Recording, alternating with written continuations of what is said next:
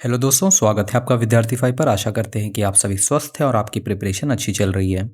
तो दोस्तों, आज मैं लेकर आया हूं आप लोगों के लिए करंट अफेयर्स 2026 के समिट एंड कॉन्फ्रेंस सेक्शन से बहुत ही ज़्यादा इंपॉर्टेंट टॉपिक का नाम है राइजीना डायलॉग या फिर कहें राइजीना संवाद 2026। इस टॉपिक से आपको आपके आने वाले एग्जाम्स में क्वेश्चंस देखने को मिल सकते हैं, तो कुछ भी मिस ना करें और अंत तक इस वीडियो को ज़रूर देखें। देखिए, राइजीना डायलॉग 2026 का आयोजन 5 मार्च 2026 से लेकर 7 मार्च 2026 के बीच में चला। ये तकरीबन 3 दिनों के लिए था ये इवेंट, और ये ऑर्गेनाइज किया गया था न्यू दिल्ली में। और इस बार का ये संस्करण था एडिशन 11th। और दोस्तों, इस इवेंट का थीम था संस्कार, एसर्शन, एकोमोडेशन, एडवांसमेंट। हिंदी में संस्कार, आत्म प्रतिष्ठा, समायोजन और उन्नति। और इस इवेंट में 110 देशों से करीब 2700 लोगों ने भाग लिया था। और राइजीना डायलॉग 2026 का उद्घाटन भारत के प्रधानमंत्री नरेंद्र मोदी द्वारा किया गया था। और इस बार के मुख्य अतिथि ये थे फिनलैंड के राष्ट्रपति अलेक्जेंडर स्टब। और ये पूरा का पूरा इवेंट कुछ थीमेटिक पिलर्स के ऊपर आधारित था, यानी कि विषयगत स्तंभ। कुल मिलाकर 6 थे। एक एक करके इसके बारे में हम डिस्कस करते हैं। देखिए, 6 पिलर में से एक था कंटेस्टेड फ्रंटियर्स। ये पिलर बात करता है ग्लोबल पावर बैलेंस में जो चेंजेस आ रहे हैं और जो नए कॉन्फ्लिक्ट्स देखने को मिल रहे हैं और नए सिक्योरिटी चैलेंजेस जो उभर कर आ रहे हैं, ये उसके बारे में बात करता है। और अगर हम बात करें रिपेयरिंग द कॉमन्स, जो कि दूसरा थीमेटिक पिलर है, ये बात करता है ग्लोबल गवर्नेंस के अंदर रिफॉर्म के बारे में। और ये किस तरीके से होगा, नए अलायंसेस, नए कॉपरेशंस के थ्रू। वो भी ज़्यादातर फोकस करता है ग्लोबल साउथ कंट्रीज़ के थ्रू, ठीक है। और उसी तरह वाइट वेल ये बात करता है वर्ष 2030 तक सतत विकास लक्ष्य, यानी कि एसडीजी गोल्स जो हैं, सस्टेनेबल डेवलपमेंट गोल्स, इनको प्राप्त करने और विकास को प्राथमिकता देने का प्रयास।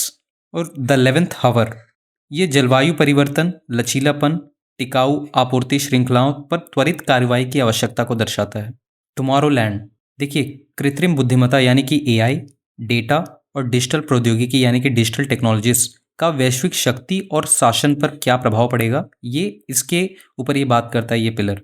और trade in the time of tariffs ये आर्थिक लचीलापन, आत्मनिर्भरता और नई साझेदारियों के माध्यम से वैश्विक व्यापार का पुनर्गठन, इसके ऊपर ये बात करता है, ठीक है। तो ये 6 थीमेटिक पिलर्स थे। अब चलिए हम बात करते हैं राइजीना डायलॉग से जुड़े कुछ इंपॉर्टेंट फैक्ट्स के बारे में। देखिए, राइजीना संवाद या फिर कहें राइजीना डायलॉग, ये भू राजनीति, भू अर्थशास्त्र यानी कि जियो पॉलिटिक्स और जियो इकोनॉमिक्स पर केंद्रित भारत का प्रमुख अंतर्राष्ट्रीय सम्मेलन है, ठीक है। और देखिए, इसका आयोजन 2016 से ही प्रतिवर्ष नई दिल्ली में किया जा रहा है। देखिए, ये जो राइजीना डायलॉग नाम है, ये पड़ा है राइजीना हिल के थ्रू, ठीक है। राइजीना पहाड़ी से ये नाम लिया गया है, जहाँ भारत सरकार का प्रमुख प्रशासनिक केंद्र स्थित है।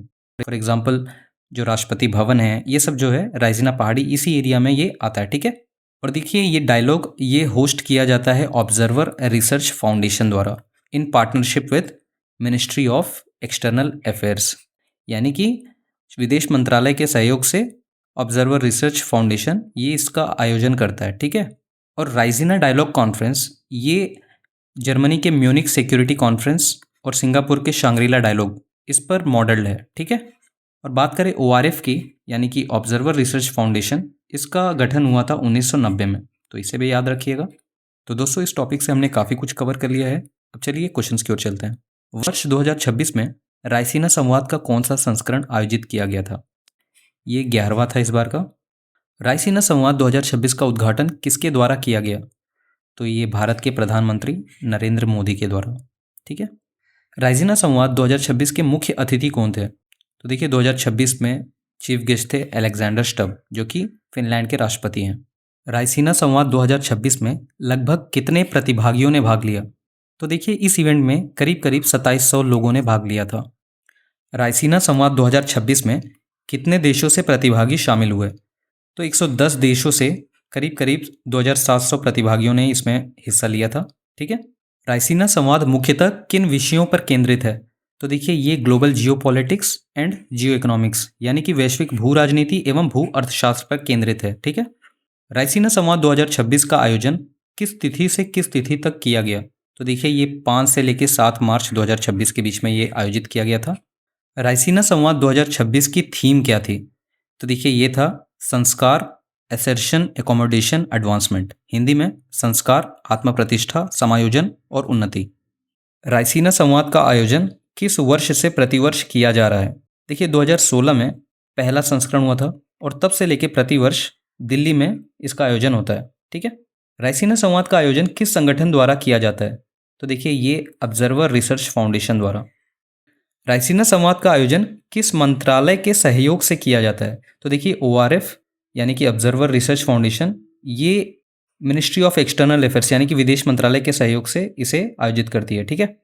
रायसीना संवाद किन वैश्विक सम्मेलनों की तर्ज पर आयोजित किया जाता है? म्यूनिक सिक्योरिटी कॉन्फ्रेंस जो कि जर्मनी का है और सिंगापुर का शांग्रीला डायलॉग, इन दोनों के ऊपर ये आधारित है। ठीक है। रायसीना संवाद नाम किस स्थान से लिया गया है? तो देखिए ये रायसीना हिल यानी कि रायसीना पहाड़ी। रायसीना संवाद 2026 में कितने विषयगत स्तंभ शामिल थे? तो देखिए ये थीमेटिक पिलर्स के बारे में है, ये 6 टोटल थे। ठीक है। कौन सा स्तंभ वैश्विक शक्ति संतुलन और संघर्षों पर केंद्रित है? तो देखिए ये कंटेस्टेड फ्रंटियर्स, ये पिलर इस पर केंद्रित है। ठीक है।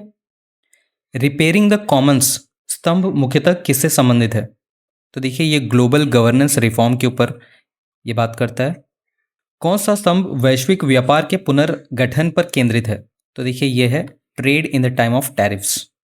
कौन सा स्तंभ जलवायु परिवर्तन और लचीलेपन से संबंधित है? तो देखिए ये है 11th आवर। कौन सा स्तंभ सतत विकास लक्ष्य यानी कि सस्टेनेबल डेवलपमेंट गोल्स से संबंधित है? तो देखिए ये है व्हाइट वेल। थीम शब्द संस्कार मुख्यतः किन विचारों को दर्शाता है? देखिए ये है असर्शन एकोमोडेशन एडवांसमेंट यानी कि आत्म प्रतिष्ठा, समायोजन और उन्नति। ठीक है। तो दोस्तों इस टॉपिक को हमने कवर कर लिया है। अब चलिए प्रैक्टिस क्वेश्चन है आप लोगों के लिए एक। ऑब्जर्वर रिसर्च फाउंडेशन की स्थापना किस वर्ष की गई थी? इसका आंसर आपको कमेंट बॉक्स में करना है। तो दोस्तों इसी के साथ में हम आज के टॉपिक को यहीं पर एंड करते हैं। आशा करते हैं कि आपको ये वीडियो पसंद आई होगी।